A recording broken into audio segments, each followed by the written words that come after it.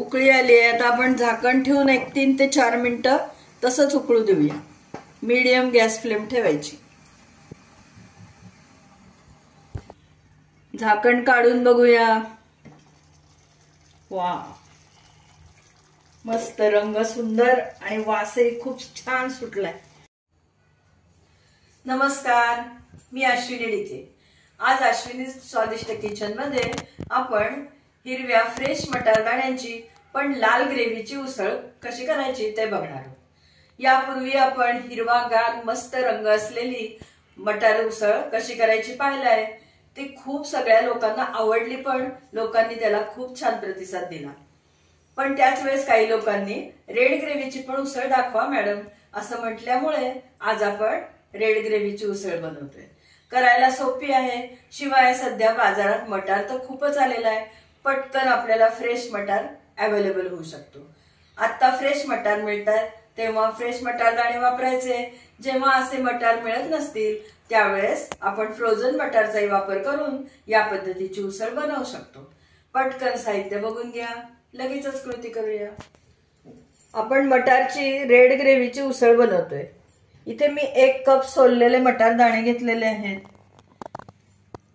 ग्रेव्हीसाठी इथे 2 मध्यम आकाराचे कांदे चिरून घेतलेत। 2 मध्यम आकाराचे लाल टोमॅटो बारीक चिरून घेतलेत। खूप बारीक फोडी केल्या नाहीयेत कारण आपल्याला नंतर ते मिक्सर मध्ये बारीक करायचे। अर्धा इंच आलं त्याचे बारीक काप करून घेतलेत। 5 ते 6 लसूण पाकळ्या वापरणार आहोत आपण इथे। 7-8 काजू घेतलेले आहेत। काजू ऑप्शनल आहेत, पण काजूमुळे आपल्या उसळीला रिचनेस चांगला येतो आणि चांगली क्रीमी होते म्हणजे आपली उसळ। आता त्यामध्ये चवीसाठी मसाले काय काय घालायचे आहेत तर 1 टीस्पून धनेपूड, अर्धा टीस्पून जिरेपूड आहे, अर्धा टीस्पून गरम मसाला। गरम मसाल्याचं प्रमाण आपल्या आवडीनुसार कमी जास्त करायचं। कोथिंबीर बारीक चिरून घेतलेली आहे।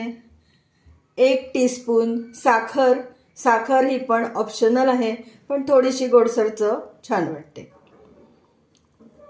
1 ते 2 टीस्पून किंवा 1 टेबलस्पून म्हणू शकता एवढी आपण इथे मिरची घेतलेली, लाल मिरची पावडर। बॅडगी मिरची असेल तर तुम्ही अर्धा चमचा बॅडगी मिरची वापरू शकता, त्यामुळे भाजीला उसळीला रंग छान येईल। 2 टेबलस्पून एवढं गोड आदमुरं दही आहे, आंबटपणा अजिबात नाही। 1 टीस्पून कसुरी मेथी। मीठ चवीनुसार वापरायचं आहे। 1 टेबलस्पून एवढं हरभरा डाळीचं पीठ आहे, त्यामुळे आपल्या ग्रेव्हीला थिकनेस चांगला येणार आहे। फोडणीत घालण्यासाठी इथे मी 1 लाल सुकी मिरची घेतली आहे आणि तमालपत्र 2 घेतले आहेत। तुम्हाला आवडत असेल तर तुम्ही त्यात लवंग, मिरे याचाही वापर करू शकता, पण आज मी ते यामध्ये काहीही घालणार नाहीये। एवढ्याच साहित्यामध्ये आपली चविष्ट अशी रेड ग्रेव्हीची उसळ तयार होणार आहे। 1 टेबलस्पून तेल गरम करायला ठेवलं होतं। तेल गरम झालंय, त्यामध्ये आता जिरं घालूया। जिरं तडतडलं की त्यावर आपल्याला कांदा घालायचा आहे।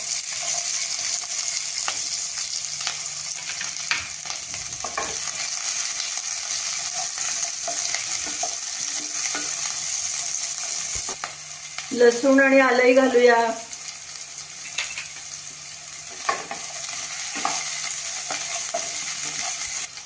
टोमॅटो पण घालूया त्याच्यावर परतायला। आता त्यावर आपण थोडंसं मीठ घालूया, म्हणजे कांद्याला आणि टोमॅटोला पाणी सुटेल आणि त्यावरती छान शिजून येईल कांदा आणि टोमॅटो।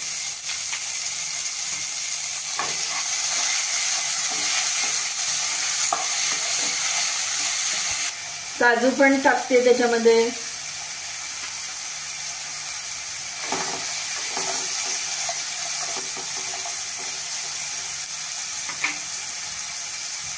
आणि आता झाकून एक 3 ते 4 मिनिटं आपण वाफवून घेऊया। आपला कांदा आणि टोमॅटो वाफवायला ठेवलाय, तोपर्यंत इकडे दुसऱ्या भांड्यामध्ये मी पाणी गरम करायला ठेवलंय, त्यात थोडंसं मीठ घालते आहे आणि आपण जे सोललेले मटारचे दाणे घेतलेत ते यामध्ये घालून घेऊया, ते वाफवून घेऊया। अशा पद्धतीने मटार आधी आपण वाफवून घेतले तर आपली उसळ करायला वेळ वाचतो, पटकन होईल आपली उसळ। मटार दाणे आपण पाण्यात शिजायला ठेवले होते, पाणी छान उकळायला लागलंय, मीठ घातलं होतं पाण्यामध्ये। 1-2 मिनिटांनी आपण दाणा हातावर दाबून बघायचा, बोटाने चेपून, शिजलं असलं तर गॅस बंद करायचा। झाकण काढून बघूया, टोमॅटो मऊ झालेला आहे। आता आपल्याला हे सगळं मिश्रण गार करायचंय आणि मिक्सर मध्ये त्याची ग्रेव्ही वाटून घ्यायची। मिक्सर मध्ये आपल्याला वाटून घ्यायचंय, त्यामुळे कांदा टोमॅटोचं परतलेलं जे आहे आपला मसाला तो वाटून घेऊया।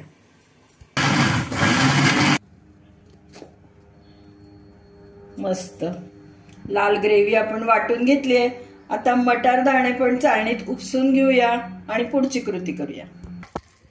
उकडून घेतलेले मटार चाळणीत उपसून घेऊया। पॅन मध्ये 2 टेबलस्पून तेल गरम करायला ठेवलं होतं, तेल गरम झालं तर जिरं घालूया।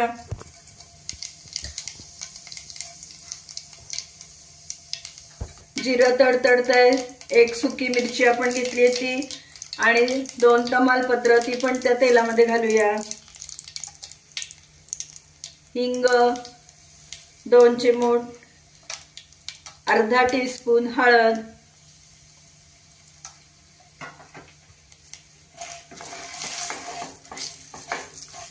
गॅस बारीक केलेली आहे। आता या तेलामध्ये आपल्याला हा मसाला घालायचा आहे आणि तो चांगला परतायचा आहे। ग्रेव्ही आपण जी बनवली आहे, वाटण बनवलंय, ते छान परतून घेऊया। सगळं मिक्स करूया। आपण जे इथे डाळीचं पीठ घेतलंय की नाही 1 टेबलस्पून, ते पण या तेलावर घालूया, ते पण या बरोबर परतलं जाईल। त्याच्यामुळे पण आपल्या ग्रेव्हीला थिकनेस चांगला येणार आहे, एकसंध होते चांगली ग्रेव्ही। त्यामुळे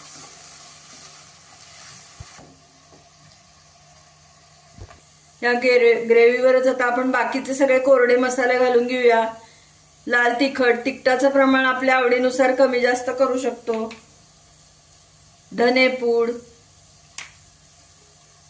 जिरेपूड, गरम मसाला,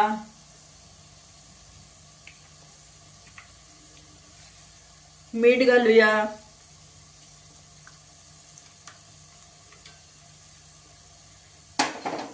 कसुरी मेथी थोडीशी हातावर चुरून घालते आहे।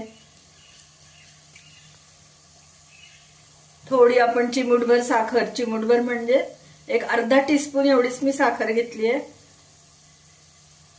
आता हे सगळं आपण परतायचं आहे आणि चांगलं लाल रंग येईस्तोवर आपल्याला ते छान खमंग परतून घ्यायचं आहे।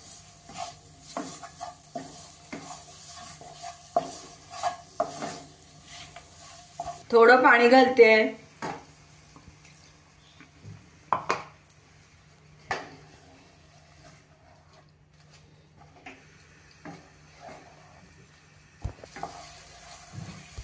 झाकण ठेवूया 1-4 मिनिटं।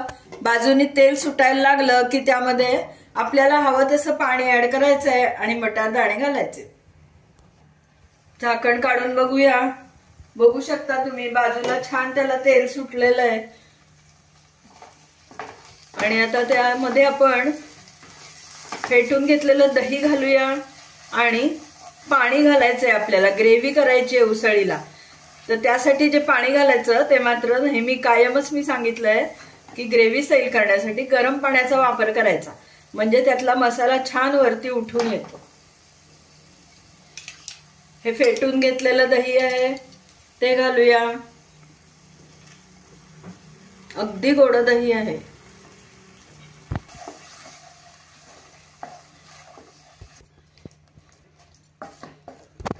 पाण्यात उकळून घेतलेले दाणे, मटारचे दाणे ते आपण यामध्ये घालूया।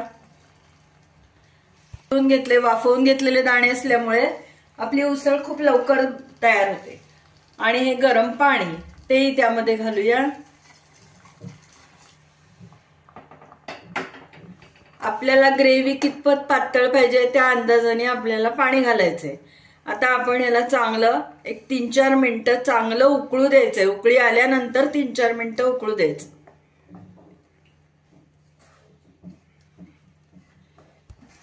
उकळी आली आहे, आता आपण झाकण ठेवून एक 3 ते 4 मिनिटं तसंच उकळू देऊया। मीडियम गॅस फ्लेम ठेवायची। झाकण काढून बघूया। वा, मस्त रंग सुंदर आणि वासही खूप छान सुटलाय। थोडी कोथिंबीर घालूया आणि सर्विंग बाउल मध्ये आपण काढून घेऊया।